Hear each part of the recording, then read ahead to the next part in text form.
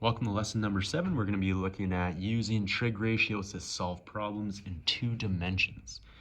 So in this lesson, we're going to be looking at using multiple triangles. And so in a lot of cases, we want to determine the quantity from one right triangle and then use the value in a second right triangle to determine the solution to the final problem.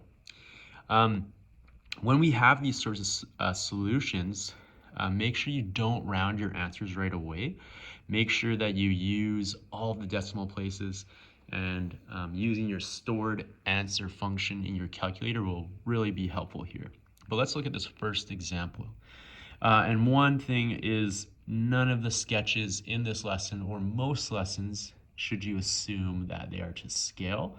And so you can't necessarily just measure the angles with a ruler measure the sides with the ruler or the angles of the protractor. You have to go through the trigonometric process here. So let's look at this class example number 1. We want to use this diagram, and QS is equal to 32 millimeters. So let's start labeling. QS is from here. That's 32 millimeters.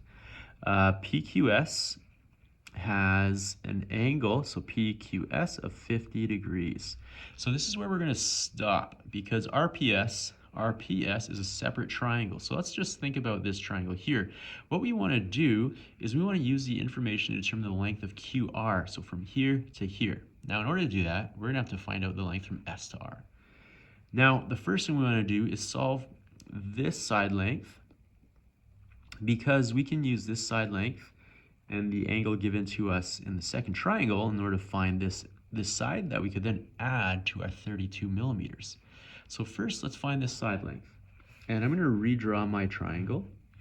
I'm going to call that PQS, where this is 50 degrees, and this bottom length here is 32 millimeters. And I'm looking for the opposite side length. So the first thing I want to do is write my trig ratios up top here, SOHCAHTOA, just so I can use that as a reference. And because I have the adjacent side to my given angle and the opposite side, I'm going to be using my tan ratio. And tan theta is equal to opposite divided by hypotenuse. Sorry, not hypotenuse, adjacent. Opposite divided by adjacent. And then I'm going to fill in my known values. I know I have tan 50 degrees. I'm looking for my opposite side. I'll call that X. And I have my length, which is 32. I'm going to multiply both sides by 32, which will cancel it out here. And I'm left with 32 times tan 50 degrees, which is equal to X. And X then is equal to, let's plug that in. So 32 times tan 50 is equal to 38.13. Now, for now, I'm just going to write 38.13, but I'm going to use this answer for later in my calculator, all the decimal points. All right, so I'm going to use a stored answer, where I store it as a different value. Now that I know this side, now I have a side length that I can work with. So I'm just going to round that to 38 in my right here. And I also know the angle RPS up top here, which is 61 degrees.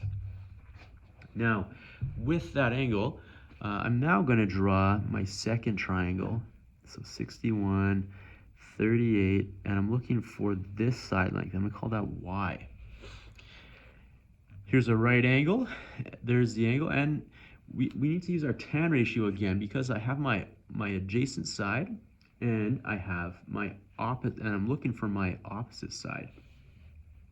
And so we're going to have tan theta is equal, again, to opposite divided by adjacent, and tan 61 degrees is equal to Y divided by 38, and 38 times tan 61, because I got to multiply both sides by 38, is going to equal my value of Y, which equals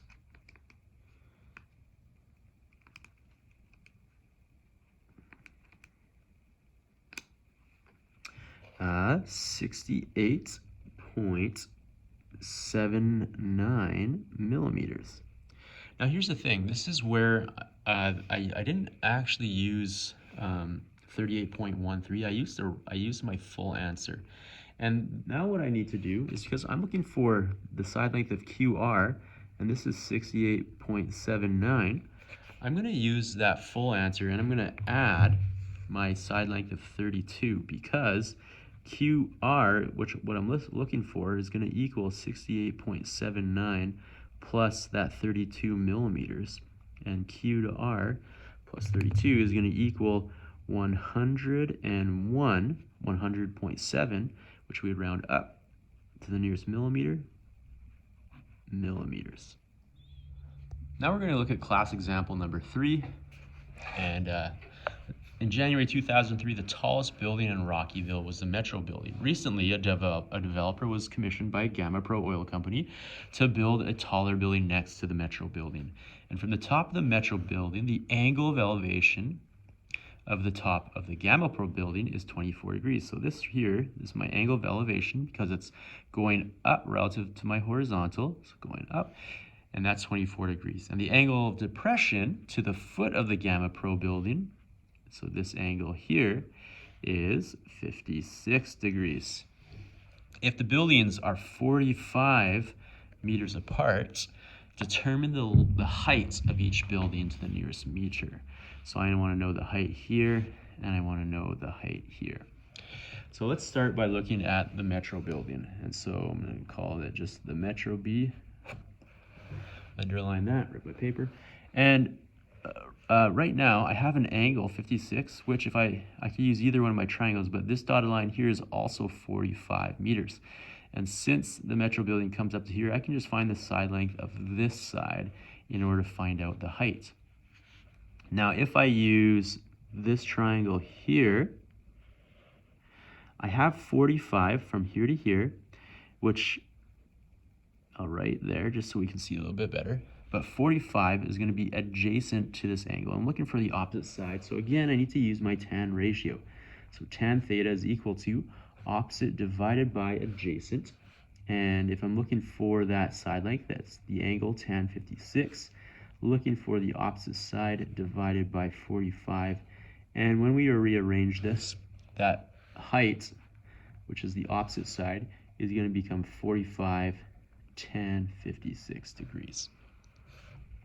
And the height of the Metro building, when you type that in, we're going to round that to 67 meters. And we're actually going to be using our stored answer. But if I do this, carry out the same process, however, if you look at the Gamma building, I know that from this point to this point is 67 meters, and that's rounded, of course. What I need to find out is the remaining portion of this building. So I want to know this height, and I can use this little triangle to find out what it is. So let's look at the Gamma building. And if I look at that height, again, I'm going to be using my tan ratio. So tan theta opposite divided by adjacent, where my angle now is 24 degrees. The opposite side is what I'm looking for, and the height there is 45, or sorry, the distance. And height then is equal to 45 times tan 24 degrees, and height is equal to 20 meters plus our 67. Our height, final answer, is going to be 87 meters for our Gamma Pro building.